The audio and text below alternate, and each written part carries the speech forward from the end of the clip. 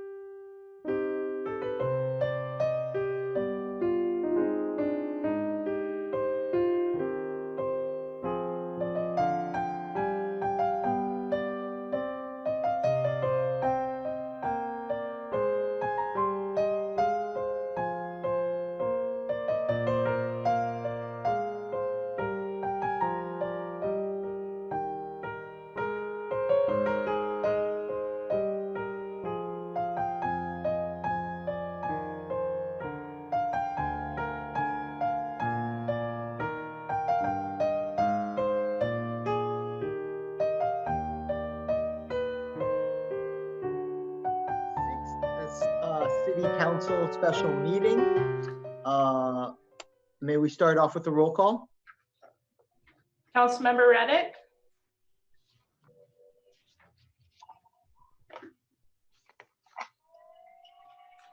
She may have stepped away, but Councilmember Reddick is here. Councilmember Penrose.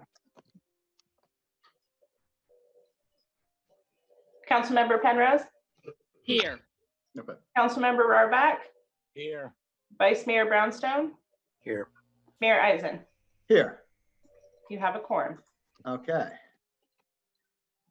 And should we start off with the mayor's announcement of community activities and community service? Sure. Okay.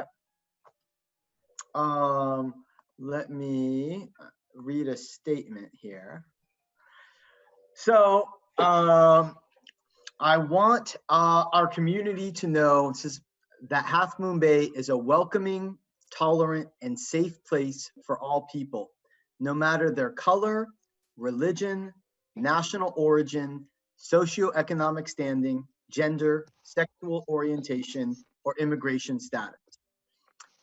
Let me remind you that I am a great supporter of our local law enforcement, but we must recognize that instances of excessive use of force, as we recently saw in Minneapolis, are a symptom of something very wrong in our society, no matter where they occur. We should not and cannot ignore these signs. We do so at great risk to our well-being and all our communities and the people who live there. This is a zero tolerance in Half Moon Bay for prejudice, racism, bigotry, hatred, bullying, and violence. And that means by community members, by businesses, or by those under the color of authority. Our city leaders and all who live and work here must maintain a commitment to treating everyone with respect and allow hateful acts to exist and not allow hateful acts to exist in our community and to denounce them whenever they occur. Only through that kind of attitudinal change on the most widespread level can we begin to address the problems with racisms and other discriminations. I'm calling on members of our community to continue Half Moon Bay's long tradition of acceptance and respect for all people. Together, let's commit to some solid action. 1, actively denounce any attempt to intimidate, threaten, or otherwise marginalize members of our community. If you see it, speak up. 2, speak and act with respect for all persons. 3, talk about our societal problems concerning racism, intolerance, and discrimination if they exist. 3, be aware of your own microaggressions and inequities in your everyday interactions and commit to changing that behavior. I ask you to think of the world we are leaving to our children and the generations beyond. We want that world to be one where all people are empowered to be confident and effective citizens and contributors to our society. That dream is at great risk today, and it is up to each of us to work towards positive change. So in that light, we held a vigil, a celebration of life, really, and a kneel down on Highway 1 and 92 on Monday. There's another one that's going to be held on Thursday. It's Surfers Beach at 5 p.m. And with that, I will come into starting the next section of the meeting, which is the report out from recent closed session meetings. Great, thank you, Mr. Mayor. The council met in closed session just before this meeting at 4:30 to discuss two items. The first was conference with legal counsel regarding existing litigation. This is the City of Half Moon Bay versus Granada et al. Case. The council took no reportable action.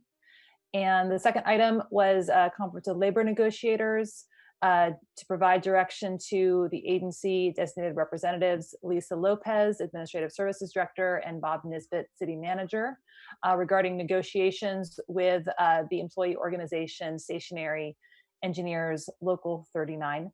The council took no reportable action. Excellent. Thank you, Catherine. And moving on to City Manager updates to council. Thank you, Mr. Mayor, members of the council, members of the public. We do have several short updates today, starting with our city engineer, and then I'll finish up with a couple of announcements. So, Mr. City Engineer. Thank you. Thank you, Bob. Mayor Eisen and members of the council. My name is Maz Bozerginia, here to just provide a quick update on the Frenchman's Creek PG&E project.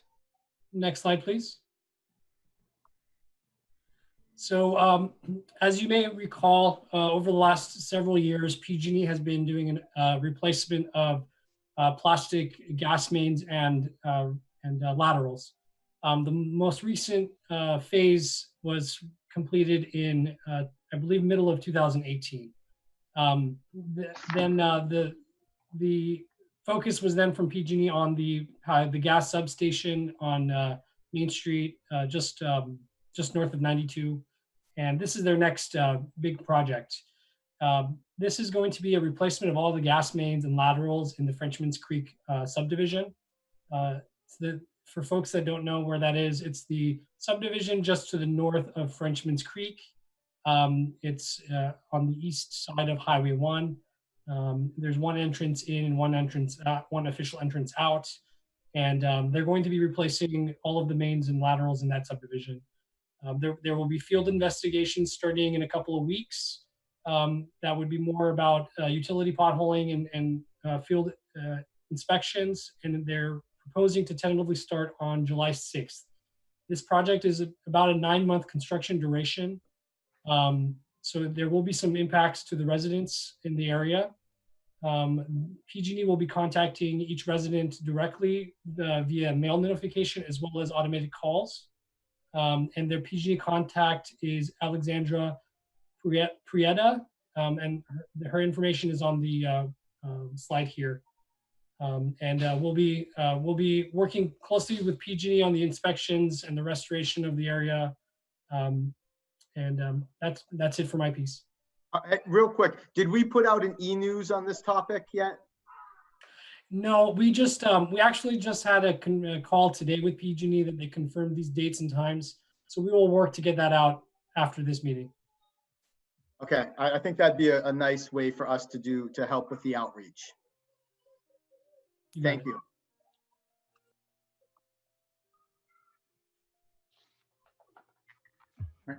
Good evening, Mayor Eisen, members of the council. Victor Gatan with the City Manager's Office. Happy to be here tonight to present this year's Leadership Awards.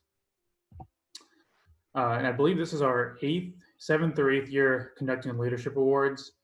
The Leadership Awards are granted to middle and high school age students.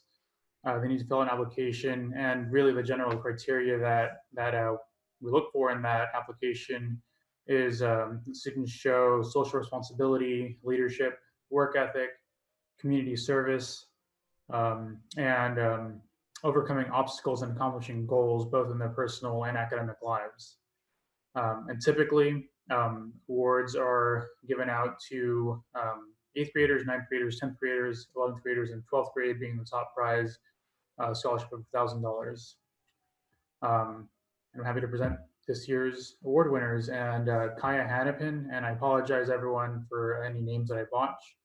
But Kaya is our 9th grade leadership award winner this year for a scholarship of $100. And I asked, since we usually have them in person, I asked if they send me in pictures. Kaya was the only one that sent in a picture, so here she is with her dog on Railroad Avenue. And in her application, Kaya mentioned that she volunteers with the Coastal Repertory Theater, helping out with a lot of the kids there. She really enjoys that. And she's still a freshman. She said that she has prioritized her education, really taken interest in it, and would like to attend college upon completing high school. Still has a while to go, so she didn't know exactly which field she'd like to go into, but she has plenty of time to decide on that. Next up, Emily McGee is our 10th grade leadership award winner for a scholarship of $100. Emily mentioned in her application that she volunteers at Sunday school and with BSA Scouting. Her goal is to attend a 4-year college. And she also mentioned that soon she will begin studying physical therapy with the goal of opening up her own physical therapy small business to serve coastside residents, which is amazing. Next up, we have Weston Warren. He is this year's 11th grade leadership award winner for a scholarship of $200. Warren mentioned that he has been actively involved in scouting and volunteering through scouting, and he's also earned the rank of Eagle. And as a fellow Eagle, I know that that is not an easy task. They say that only 1 in 100 scouts earn the rank of Eagle. And Warren mentioned that Weston mentioned that his goal is to go into a career that helps people like nursing, counseling, or emergency services management. And I believe he mentioned both the public safety power shutoffs and the current COVID crisis as his reasoning for going into those fields. And lastly, Aneli Garduño, who's our 12th grade leadership award winner for this year for a scholarship of $1,000. Aneli mentioned that she's been actively involved in the One of a Kindness campaign at Half Moon Bay High School. It's a group of students that actively promotes kindness and compassion in the school and in our community. It's a great endeavor. In her application, she demonstrated personal and academic growth throughout high school. And being a senior, she'll be graduating, I believe, this week. I think that this week is the high school graduation here. So she said that she's committed to Cal State University Chico, plans to major in sociology with an ultimate goal of becoming a pediatric oncologist.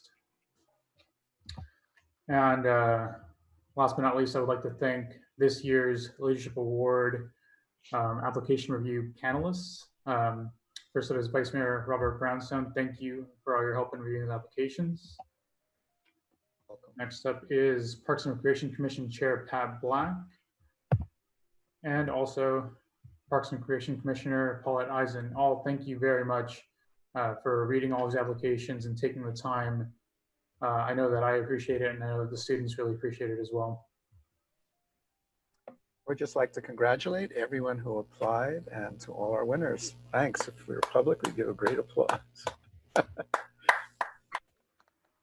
right. Thank you. And with that, I believe Jonathan has the next one. Thank you, Victor. Well done. Good evening, members of the City Council. I'm Jonathan Reisman with the City Clerk and Communications Department. And tonight I'm going to go over a little bit about our change in how we elect the City Council. Next slide, please. Oh, thanks.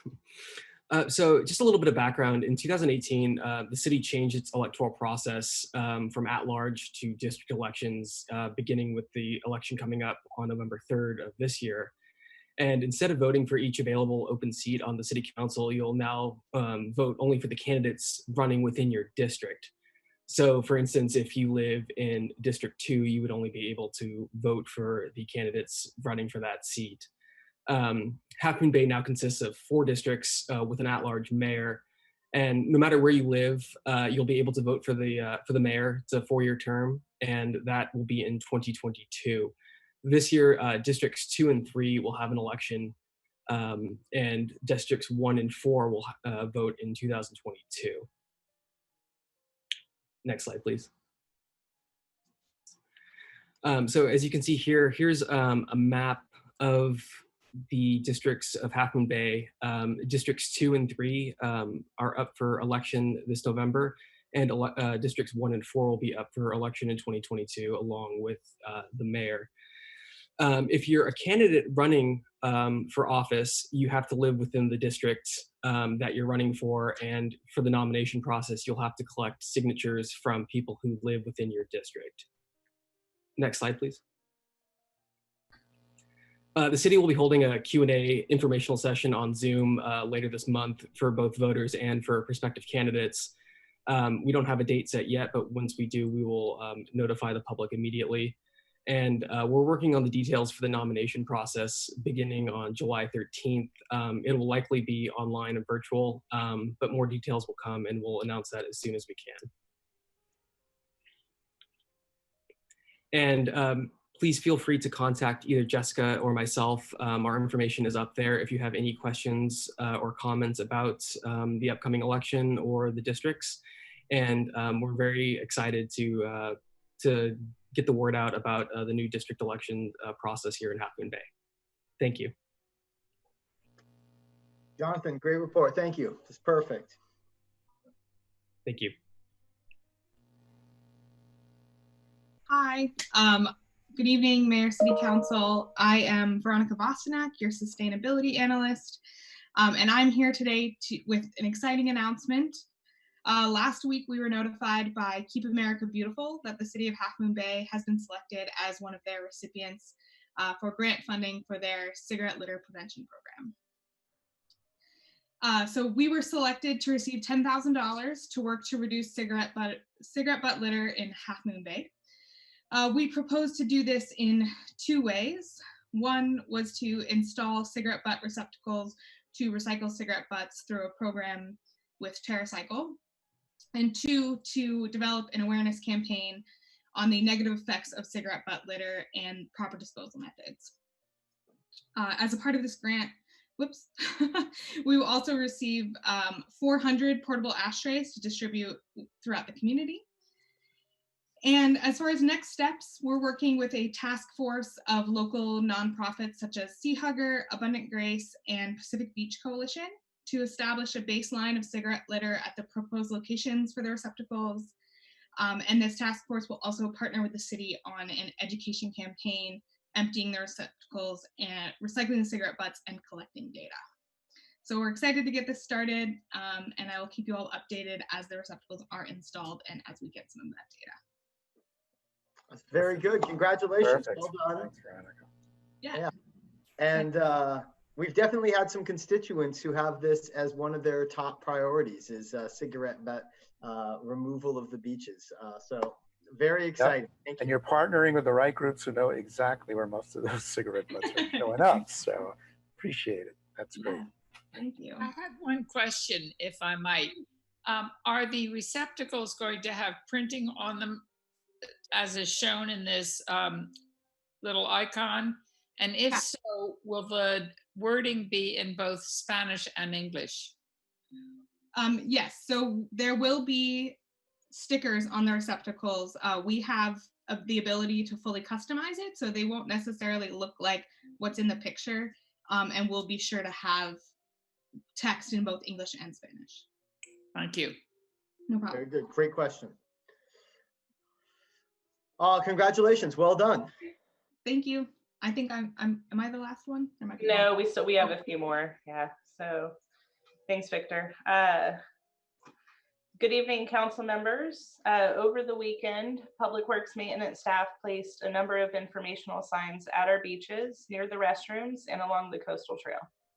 The signs include information about social distancing and other guidelines for recreation activities on the coast. I wanted to give a thank you to Colleen Latier on our staff who designed them. And as other recreational venues are opened per order modifications, we will create and place additional signage as necessary. Next slides, please. Starting tomorrow, no cost, no symptom COVID-19 testing will be available at Cunha Intermediate School on both Wednesday and Thursday of this week and next week. Tomorrow, the testing will run from 11 a.m. to 4 p.m. And then on Thursday and the 2 days next week, it'll run from 9 a.m. to 4 p.m. Residents can sign up starting 72 hours before the testing site opens by visiting Verily's site at projectbaseline.com. And those who would like to get tested must register in advance and be 18 years or older. The more tests that are conducted, the better data the county has as they begin to move through the phases of reopening. So please get tested if you're able. And that's it. If anyone has any questions, if not, I will turn it over to Bob. Just a couple of quick questions about the COVID testing. So this is just for the next 2 weeks. Is this sort of a trial run? And then if a certain number of people sign up, they'll continue to have these local testing sites at Cunha or somewhere else? Do you know? It's a pop-up, and they're doing a variety of pop-ups throughout San Mateo County. And so I think as they see how used they are and whether they're proving to be beneficial for both the community and the county's data, they may continue the testing. So the first 2 weeks are a trial run. And just for anyone else listening, you know, this is to test if you actually currently are infected. It is not the or carry, right? Well, yeah, both, right? If you could be symptomatic, you could be asymptomatic, but are carrying. It is not the antibody test, which might indicate after the fact that you had it. So just to be clear, I know there's sometimes a little confusion. So I also wanted to say that I personally signed up for the test. The online registration was very quick. Within a couple of minutes, I had it finished, and I received an appointment within another minute. So I'm all set to go. The only question I had, and I couldn't find this on the website, and I meant to write but didn't, is this going to be a drive-in test or a walk-in test? You know, I'm actually not sure about that. I would guess that it's a walk-in test. I'm not certain of that. Oh, that's a good question. Because if it's a walk-in and I don't, you know, if it's a drive-in and I don't have my car, then. So if we could get that information out, that'd be great. Yeah, Victor, do you happen to know? I don't. I know that when this discussion was initially starting a couple weeks ago, it was a drive-in model, especially when it was originally supposed to be at the airport. It was a drive-in model. So I think it's a drive-in model, but I'm not 100% sure. Jessica, can you unmute Matthew? He's having some technical difficulties, but if you unmute him, he may have some further information on this or another comment. Matthew, go ahead. Thank you, Bob. Yeah, thank you, Bob. Thank you, Jessica. So it is a drive-in model. We will reach out and find out what they do to accommodate those that do not have vehicles, but it is set up as drive-in. It's also a self-administration model. I think it's really important for people to know this. The original tests that were being administered, we've all kind of heard horror stories about how painful they can be. This is not that. In this case, a medical professional hands the testee the swabs and tells them how to administer it, and they administer it for themselves. So it's a much more comfortable approach. It should not be intimidating for anybody. It is different than what they've heard about on the news and through the community. So I think that's really important. Another important thing I wanted to announce as part of this is we are looking for Spanish-speaking volunteers to help with this event, to help with navigation and translation for folks coming through that don't speak English. And if you are willing to volunteer one or both days this week or next week, please contact myself or Victor Gaitan in the city manager's office, or Jessica Blair can also get you in contact with us. It's a very exciting. The plan is to do this week and next week, and then we're actually sharing a Verily site with North Fair Oaks and Redwood City. So they'll take it the following 2 weeks, and then they are planning to come back 2 weeks later. So there is a plan for this to return, but the hope is, as Jessica mentioned, as many people as possible. And I think there's potential for 400 to 600 tests per day. So the more people get tested, the better off our community will be in understanding how we're doing and what we can do to prevent the spread of this disease in our community. Thank you. Thanks, Matthew. Any other questions on this topic? Then Bob, do you want to take over? Sure, I'll try to finish it up. So I have a couple announcements, and then possibly Saul is available if there's any questions, any follow-up to the announcements I have. The first announcement I have is simply that we're setting the stage as part of everything we're doing at the city in terms of our response to the pandemic. One of the threads that we're following is to open up our own city hall. So we are a business like other businesses, and we do fit into one of the stages of the county order and the state order and when we're allowed to open up. Obviously, we're a little different than other businesses because we are government, we are essential service workers, and so there's a little difference there. But for the most part, our approach is to follow the orders and treat ourselves like a business and follow all the same protocols that come out with those orders in terms of best management practices. If anything, we plan to err on the side of being a little more conservative. And once we have the green light to open City Hall and other facilities, we may wait a couple more weeks just to make sure our plan is completely in place and we can roll it out. So we have not chose a date yet. We're hoping for maybe a date in July, but we want to make sure the plan is completely put together.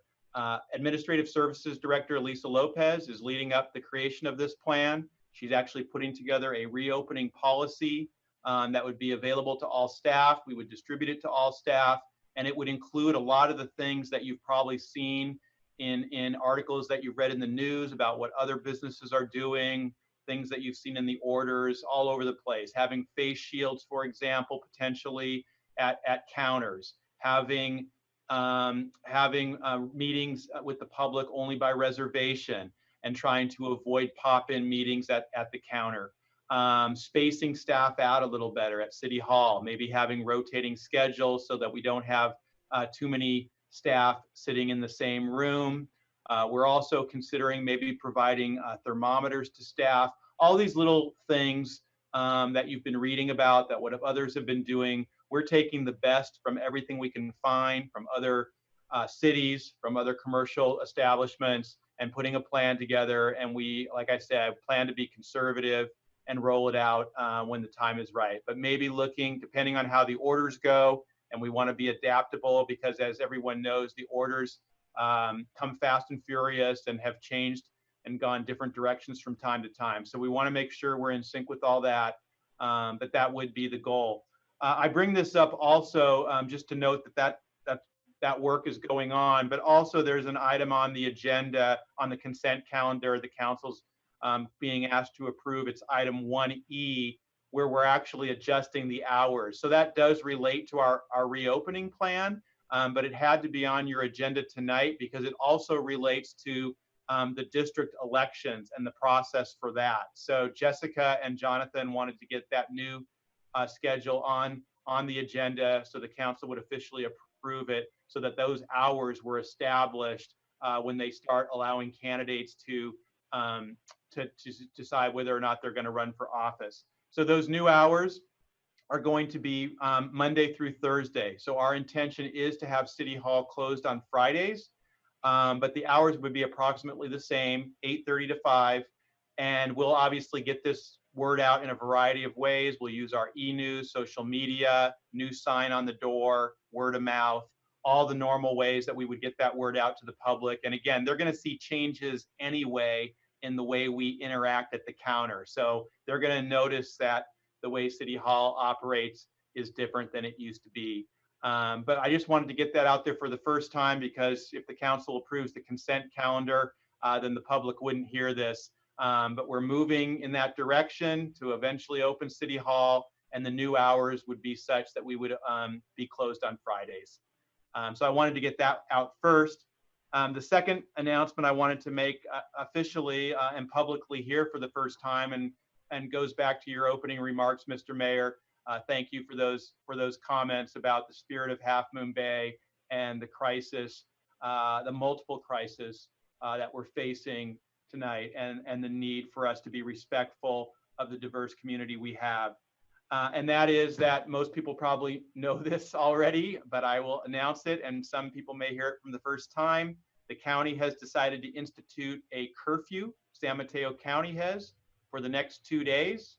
That curfew is effective in 2 hours, beginning at 8:30 tonight, and it's from 8:30 p.m. until 5 a.m. tomorrow morning, and it's for each of the next 2 days. So for tonight through 5 a.m., then the curfew's off, and then one more day, 8:30 to 5 a.m. I'm actually reading from the press release, and I'm just going to read the exceptions. It's pretty clear. It's for the entire county, including all incorporated cities. And the only exceptions of people that are allowed to be outside during that time are those who are either going to or from work, getting health care, first responders, which of course includes government staff who are doing emergency operations, some of our staff, for example, and those working for news media or people who are unhoused. So those are the only exceptions. That curfew was announced today. I don't know a lot more about it. You may know more than me, but Sal is also here. I don't know if he has prepared remarks, but he's been following this all day. He's been following it all week. He's here, of course, to answer any questions you have, and if maybe questions come up from the public, he's here to do that as well. But if you want to hear from your chief of police, he's here to make any comments about what he's doing, how he's prepared his deputies to make sure we're ready here in Half Moon Bay. Thank you, Bob, Mr. City Manager. Saul, do you want to say anything real quick? Sal is muted.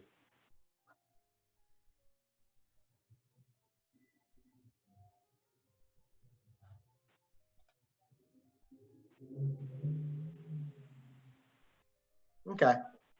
I'm just going to continue onward, and if we get back to it, we can get to Sal. Or should I wait another minute?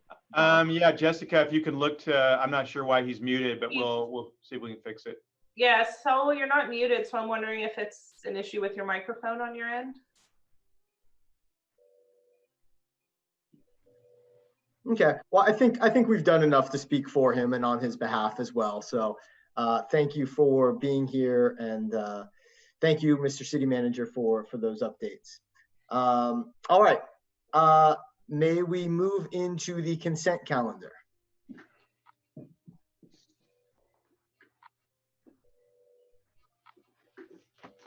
There are A, B, C, D, E, F, G in the consent calendar today.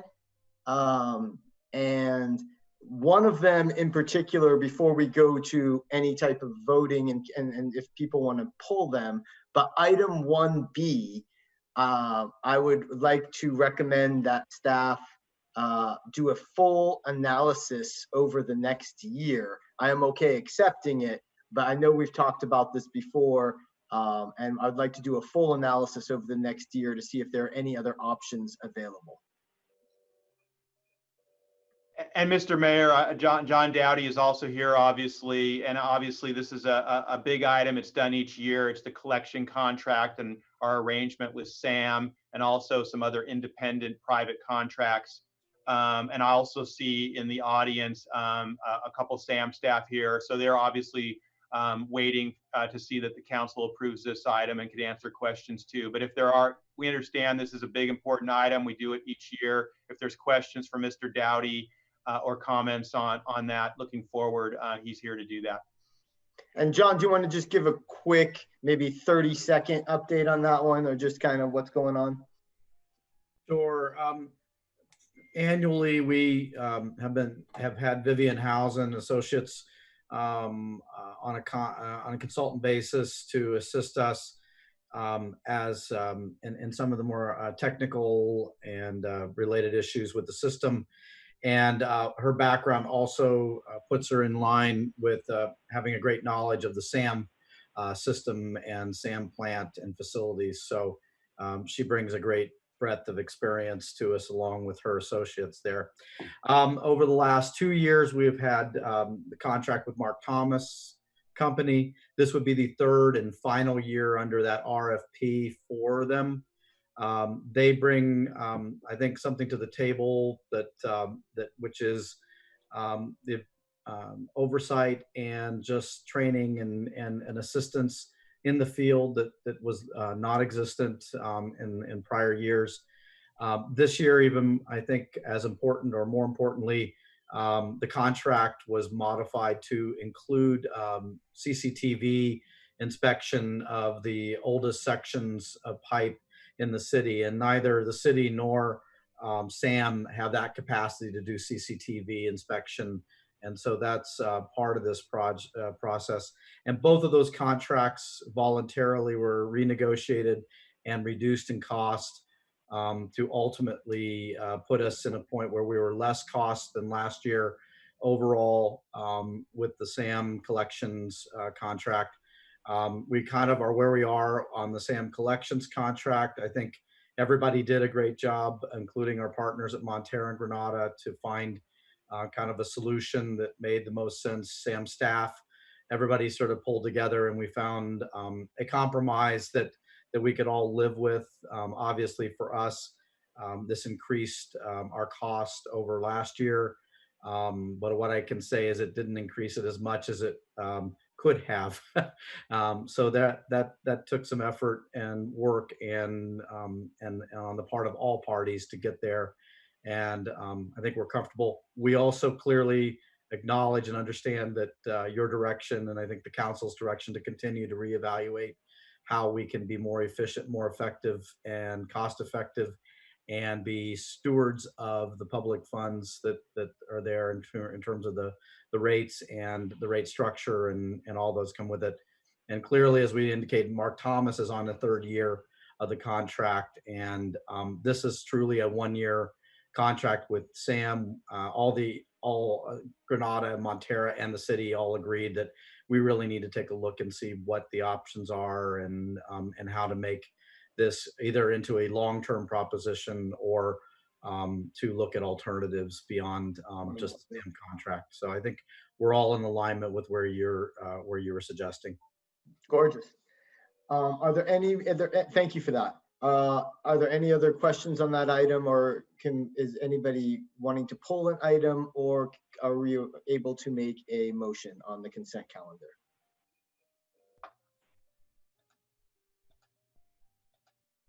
I'll make the motion. Thank you.